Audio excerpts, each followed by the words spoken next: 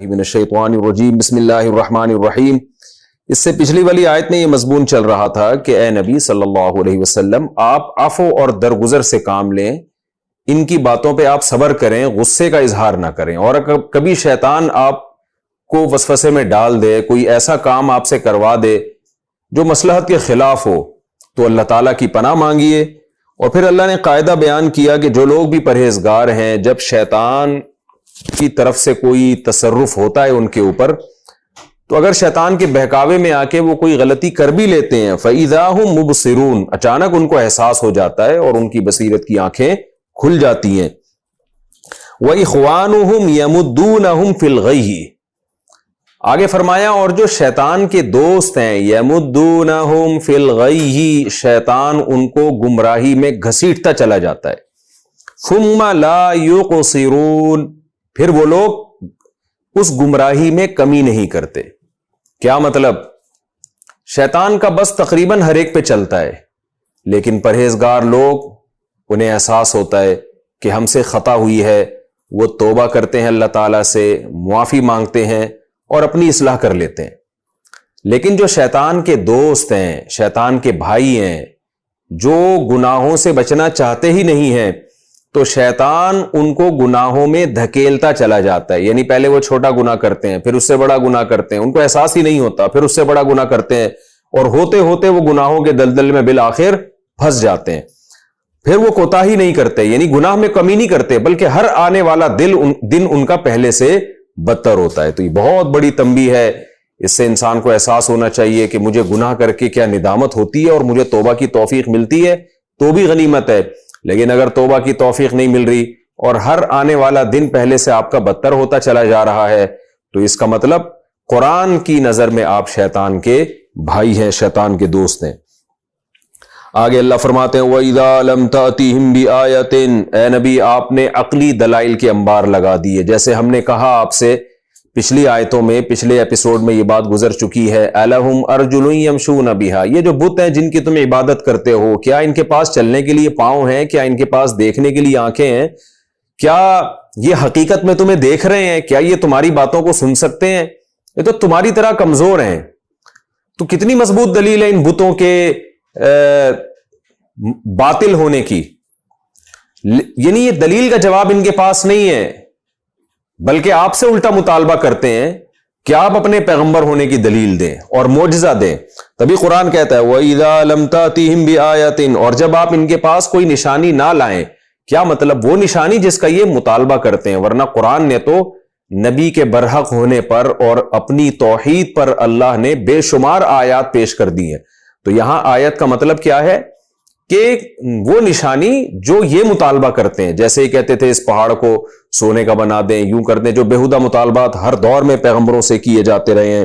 قرآن کہتا ہے وَإِذَا لَمْ تَأْتِهِمْ بِآيَةٍ، جب آپ ان کے پاس کوئی نشانی نہیں لاتے، یعنی ان کی فرمائشی نشانی، قَالُوا لَوْلَا اجْتَبَيْتَهَا، تو یہ کیا کہتے ہیں؟ لولا، کیوں نہیں، اجتبیتہا، آپ نے کسی نشانی کو سلیکٹ کر دیا، منتخب کیوں نہیں کیا؟ ہم جو کہہ رہے ہیں ان میں سے کوئی نشانی دکھا دیں تو آپ ایک نشانی سلیکٹ کر کے ہمارے سامنے پیش کر دیں۔ قل، اے نبی آپ جواب دیجئے، انما اتبع ما یوحى الی ربی، میں صرف اس بات کو فالو کرتا ہوں جو میری طرف رب کی طرف سے وحی کی جا رہی ہے۔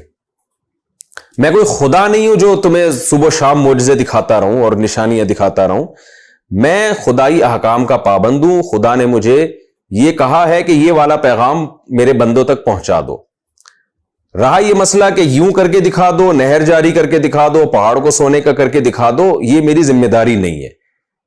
تو میں اللہ کا پیغام تم تک پہنچاؤں گا، اور جو کچھ وحی کی جا رہی ہے میں صرف اس کو فالو کروں گا۔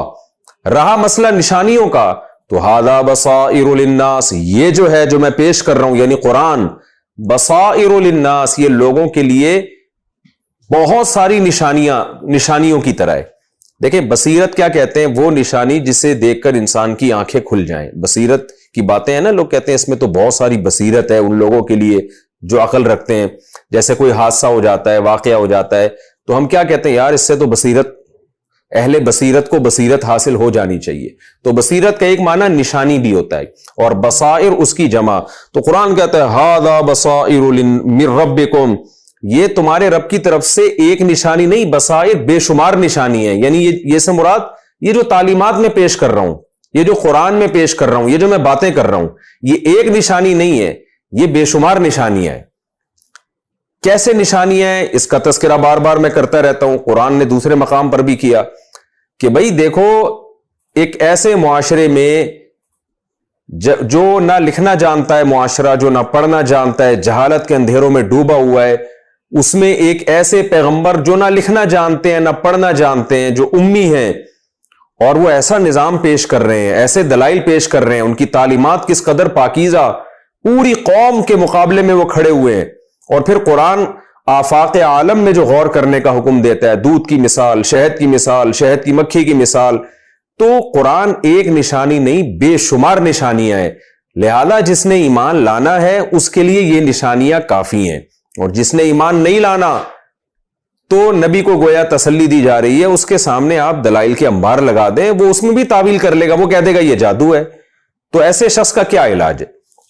اس لیے قرآن کہتا ہے ھذا بصائر من ربکم، یہ جو قرآن ہے یہ تمہارے رب کی طرف سے بصیرت نہیں، بہت ساری بصیرتیں ہیں، بہت ساری نشانیوں کی طرح ہے. وہدن، اور یہ ہدایت بھی ہے، اس میں تمہیں سیدھا راستہ بھی دکھایا جا رہا ہے. جس راستے کو تم فالو کر رہے ہو نا، عقل سے سوچو گے وہ راستہ تمہیں غلط لگے گا. جو راستہ قرآن پیش کر رہا ہے عقل سے سوچو گے تمہیں وہ راستہ صحیح لگے گا. صحیح راستے کی طرف رہنمائی کرنا یہ خود ایک بہت بڑی نشانی ہے. اور وَرَحْمَةٌ، اور یہ رحمت بھی ہے، لِقَوْمٍ يُؤْمِنُونَ، ان لوگوں کے لیے جو ایمان لانا چاہتے ہیں، جو دلائل میں غور کر کے چاہتے ہیں کہ ہمیں حق ملے تو ہم صحیح بات پر ایمان لے آئیں، ان کے لیے یہ قرآن کافی ہے. اور جو چاہتے ہی نہیں ہیں، وہ اندھے اور بہروں کی طرح بن چکے ہیں، تو اے نبی آپ ان کو معجزے بھی دکھائیں گے تو وہ ایمان نہیں لے کر آئیں گے. وَإِذَا قُرِئَ الْقُرْآنُ، اب چونکہ قرآن نے کہا کہ یہ قرآن نشانیاں ہیں، تو آگے قرآن ہی کا ایک ادب بیان کر رہا ہے کہ قرآن کا اثر کن لوگوں پر ہوتا ہے. اگر آپ اس کو مزاح کی نیت سے سنیں گے، آپ سیریس ہو کے نہیں سنیں گے، یا آپ سرے سے سنیں گے ہی نہیں، اپنے کانوں میں انگلیاں ٹھوس لیں گے، تو پھر آپ پر کوئی اثر نہیں ہوگا، پھر آپ کو یہ قرآن نشانی کے طور پہ نظر نہیں آئے گا. اس لیے قرآن کہہ رہا ہے وَإِذَا قُرِئَ الْقُرْآنُ، جب قرآن کی تلاوت کی جائے، فَاسْتَمِعُوا لَهُ، تو اس قراءت کو غور سے سنا کرو، اللہ کی کلام کو غور سے سنا کرو. وَأَنصِتُوا، اور خاموش رہا کرو. لَعَلَّكُمْ تُرْحَمُونَ، شاید تم پر رحم کر دیا جائے. وہ رحم کیا ہے؟ تمہیں سیدھا راستہ نظر آ جائے، تمہیں نیک عمل کی توفیق مل جائے. تو چونکہ یہ قرآن نشانی ہے تو قرآن کہہ رہے ہیں ان لوگوں کے لیے جو غور سے سنتے ہیں اور خاموش رہتے ہیں. اس آیت کے بارے میں بہت ساری روایتیں ہمیں ملتی ہیں، اور بہت مختلف روایتیں ملتی ہیں کہ اس آیت کا شان نزول کیا ہے. بعض صحابہ سے منقول ہے کہ یہ خطبے کے بارے میں نازل ہوئی کہ جمعے کا جب خطبہ پڑھا جائے اور اس میں قرآن کی تلاوت ہو تو خاموشی سے سنو، اس میں بات چیت نہ کرو. بعض حضرات نے کہا، جیسے عبداللہ بن مسعود رضی اللہ تعالیٰ عنہ، انہوں نے کہا کہ امام جب قراءت کر رہا ہو نماز میں تو اس کے پیچھے قراءت کو خاموشی سے سنا جائے، امام کے پیچھے قراءت نہ کی جائے. جیسے کہ امام ابو حنیفہ رحمہ اللہ تعالیٰ کی رائے ہے کہ امام جب تلاوت کر رہا ہے چاہے سورہ فاتحہ ہی پڑھ رہا ہو تو آپ نہ پڑھیں.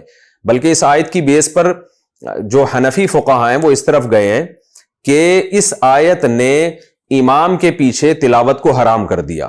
لہذا جن حدیثوں میں ہمیں پتہ چلتا ہے کہ امام کے پیچھے فاتحہ پڑھی جائے گی وہ حدیثیں ان آیتوں سے منسوخ ہیں.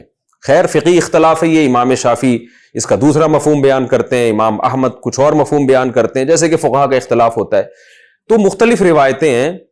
اب بعض نے تو یہ ترجیح دی ہے کہ نہیں جی خطبے کے بارے میں ہے یہ، بعض نے کہا نہیں یہ امام کے پیچھے فاتحہ کے بارے میں، بعض نے کچھ کہا، بعض نے کچھ کہا. لیکن جو اس میں دلیل کے لحاظ سے جو سب سے مضبوط بات ہے وہ مضبوط بات یہ ہے کہ سب، یعنی خطبہ بھی اس میں شامل ہے، نماز میں قرات بھی اس میں شامل ہے، اور جب بھی تلاوت کسی محفل میں کی جائے گی سنانے اور سننے کی نیت سے تو وہ مجلس بھی اس میں داخل ہے.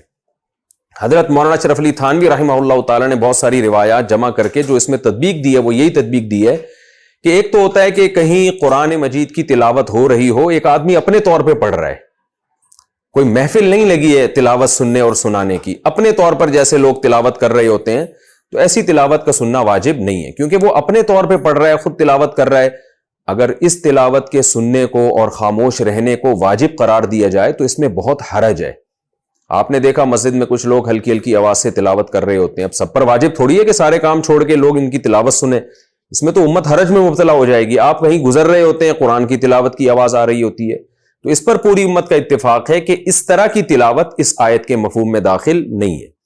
لیکن وہ تلاوت جس میں تلاوت کرنے والے کا مقصد آپ کو سنانا ہے اور نصیحت کی محفل ہے، آپ بیٹھیں اس میں سننے کے لیے، ایک نصیحت کا ماحول قائم ہے، تو ایسے موقع پہ جہاں سننے سنانے کے لیے بیٹھا جائے گا تو وہاں قرآن کہتا ہے پھر خاموشی سے سننا ہے تاکہ تمہارے دل پہ اثر ہو، چاہے نماز ہو چاہے جمعے کا خطبہ ہو۔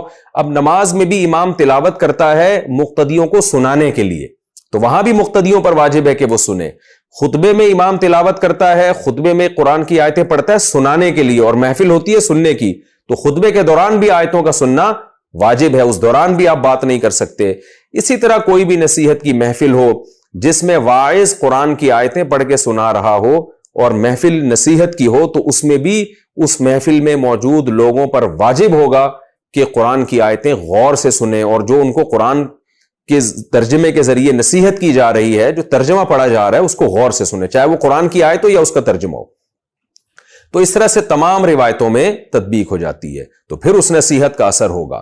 تو خلاصہ یہ نکلا کہ صرف ایک صورت اس سے مستثنی ہے، ایک صورت ایسی ہے جس میں قرآن کا سننا واجب نہیں ہے، وہ یہ ہے کہ جب کوئی آدمی اپنے طور پہ قرآن مجید کی تلاوت کر رہا ہو اور آپ اپنے کام میں مشغول ہو وہاں پہ، تو شریعت نے آپ کو اجازت دی آپ اس کی تلاوت نہ سنیں، کیونکہ اگر اتنا ہم عموم اس آیت میں رکھ لیں گے تو اس سے لوگ حرج میں مبتلا ہو جائیں گے۔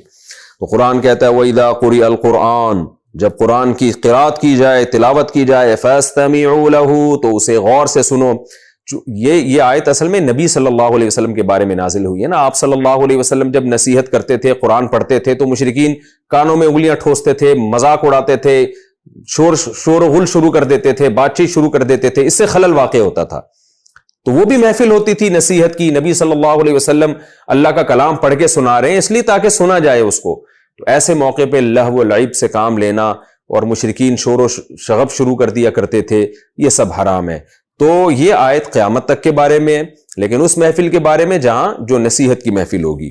قرآن کہتا ہے جب قرآن کی قرات کی جائے اسے غور سے سنو اور خاموش رہو تاکہ تم پر رحم کیا جائے۔ اور ہم نے دیکھا ہے کہ جب بھی کہیں تلاوت ہو، اگر آپ ادب کے ساتھ خاموشی سے اس کو سنیں اور اس کے معنی میں غور و فکر کریں اور خاموش رہیں، تو واقعی اس کا انسان کے دل پہ بہت گہرا اثر ہوتا ہے، اور یہ عمل اللہ کی رحمت کو متوجہ کرنے کا ذریعہ بنتا ہے۔ وَاذْكُرْ رَبَّكَ فِي نَفْسِكَ تَضَرُّعًا، اب قرآن کی تلاوت کیونکہ ذکر ہے تو اسی ضمن میں باقی ذکر کا بھی اللہ نے تذکرہ کر دیا کہ قرآن کی تلاوت کا حکم تو میں نے بیان کر دیا، ویسے جب اللہ کا نام لیا جائے تو کیسے لیا جائے، اس میں کیا کنڈیشن ہونی چاہیے۔ قرآن کہتا ہے وَاذْكُرْ رَبَّكَ فِي نَفْسِكَ، اور آپ اپنے رب کو یاد کیجئے اپنے دل میں۔ دل میں اس مراد یہ کہ اپنی ذات میں، دل میں کا مطلب یہ نہیں کہ سوچنا ہے آپ نے، اپنی ذات میں۔ کس طریقے سے؟ تضرعاً، عاجزی کے ساتھ، وخیفتاً، اور خوف کے ساتھ۔ اللہ کا ذکر بھی دھیان سے کرنا چاہیے۔ ودون الجہر من القول، اور قول میں جہر سے کچھ کم۔ کیا مطلب؟ اتنی زور سے اللہ کا ذکر کرنا کہ چیخو پکار میں آ جائے، یہ قرآن کی نظر میں پسندیدہ کام نہیں ہے۔ جیسے بعض لوگ لاؤڈ سپیکر کھول کے چیخ کے ذکر کر رہے ہوتے ہیں، یہ غلط ہے۔ تو دون الجہر من القول، قول میں جو جہر ہے یعنی اونچی آواز ہے، اس اونچی سے تھوڑا کم ہو۔ تو علماء نے بیان کیا کہ اتنی آواز سے ذکر کرنا جائز ہے کہ کسی دوسرے کے آرام میں خلل نہ ہو، اور جہر مفرط نہ ہو۔ مفرط کا مطلب ہوتا ہے بہت اونچی آواز سے، تو ہلکی ہلکی آواز سے۔ اس کا فائدہ کیا ہوتا ہے کہ آپ کا ذکر کی طرف دھیان لگا رہتا ہے۔ تو آہستہ آواز سے ذکر کرنا بھی جائز ہے، اس کا تذکرہ دوسری احادیث سے ملتا ہے، اور جہرن ذکر کرنا بھی جائز ہے۔ اتنا جہر جو ہلکا جہر ہو، اس کا جواز ہمیں قرآن مجید کی اس آیت سے پتہ چلتا ہے۔ تو اس سے بھی پتہ چلتا ہے کہ بعض لوگ جو ذکر جہری کو بالکل ہی ناجائز کہتے ہیں وہ بھی قرآن کی آیت کے خلاف ہیں. تو ہلکی آواز سے ذکر کرنا کہ کسی کے آرام میں خلل واقع نہ ہو، چیخ و پکار کی صورت نہ بن رہی ہو، وقار آپ کا برقرار رہے، تو یہ ذکر بھی جائز ہے. قرآن کہتا ہے وَاذْكُرْ رَبَّكَ فِي نَفْسِكَ، اپنے دل میں یعنی اپنی ذات میں آپ اللہ کا ذکر کیجئے. یہ میں دل میں کا تذکرہ ذات میں اس لیے کر رہا ہوں کہ زبان سے جب تک ذکر نہیں کریں گے ذکر کا ثواب نہیں ملتا، دل میں سوچ لینے سے ذکر کا ثواب نہیں ملتا. خوب سمجھے. ہاں اللہ کی عظمت کو سوچنا یہ ایک الگ فضیلت کی چیز ہے، لیکن جتنی احادیث میں تسبیحات آئی ہیں، لا الہ الا اللہ کا ورد ہے، چوتھے کلمے کا، تیسرے کلمے کا، اس کے لیے زبان ہلانی پڑے گی. جب تک زبان نہیں ہلائیں گے تو صرف دل میں سوچنے سے وہ تسبیحات کا ثواب نہیں ملتا. تو قرآن کہتا ہے بالغدو والآصال، اپنے رب کو یاد کیجئے، بالغدو صبح بھی، والآصال اور شام میں بھی، صبح شام اللہ کا ذکر کیجئے. ولا تکن من الغافلین، اور غافلین میں سے نہ ہو جائیں، اللہ کو ہر وقت یاد رکھا جائے. اس آیت سے قرآن کی تلاوت کی فضیلت بھی معلوم ہوتی ہے، اور مطلق اللہ کا ذکر چاہے وہ تلاوت کی صورت میں ہو یا وہ سبحان اللہ، الحمدللہ، اللہ اکبر کی صورت میں ہو. کون سا ذکر سب سے افضل ہے؟ حدیثوں میں مختلف الفاظ وارد ہوئے. ایک حدیث میں آتا ہے افضل الذکر لا الہ الا اللہ، سب سے افضل ذکر لا الہ الا اللہ ہے. تو صبح و شام اس کا اہتمام کرنا چاہیے. دوسری حدیث میں آتا ہے کلیمتان خفیفتان علی اللسان ثقیلتان فی المیزان حبیبتان الی الرحمن. صحیح بخاری کی حدیث ہے کہ دو کلمے اللہ کو بہت محبوب ہیں، زبان پر بہت ہلکے ہیں، اور ترازو میں، میزان کے ترازو میں بہت وزنی ہیں. سبحان اللہ وبحمدہ. تو اس لیے علماء نے کہا ہے جہاں بھی ذکر میں یہ الفاظ آئیں گے نا، سبحان اللہ والحمدللہ والے، یعنی اللہ کی تسبیح بھی ہو اور حمد بھی ہو، تو وہ ذکر بھی بہت افضل ہوگا اس حدیث کی روشنی میں. وجہ کیا ہے؟ سبحان اللہ کا مطلب ہوتا ہے اللہ ہر عیب سے پاک ہے، اور الحمدللہ کا مطلب کیا ہوتا ہے؟ تمام تعریفیں اللہ میں ہیں. تو آپ بتائیں کسی کی تعریف اسی طرح ہوتی ہے کہ آپ ہر قسم کے عیب کی نفی کر دیں اس سے. جب ہم دنیا میں کسی کی تعریف کرتے ہیں تو یہ بھی کہتے ہیں کہ یہ اس میں یہ برائی بھی نہیں ہے، اس میں یہ برائی بھی نہیں ہے، اس میں یہ برائی بھی نہیں ہے، لیکن اس سے تعریف کامل نہیں ہوتی. پھر ہم اس کی اچھائیوں کو بھی ہائی لائٹ کر رہے ہوتے ہیں.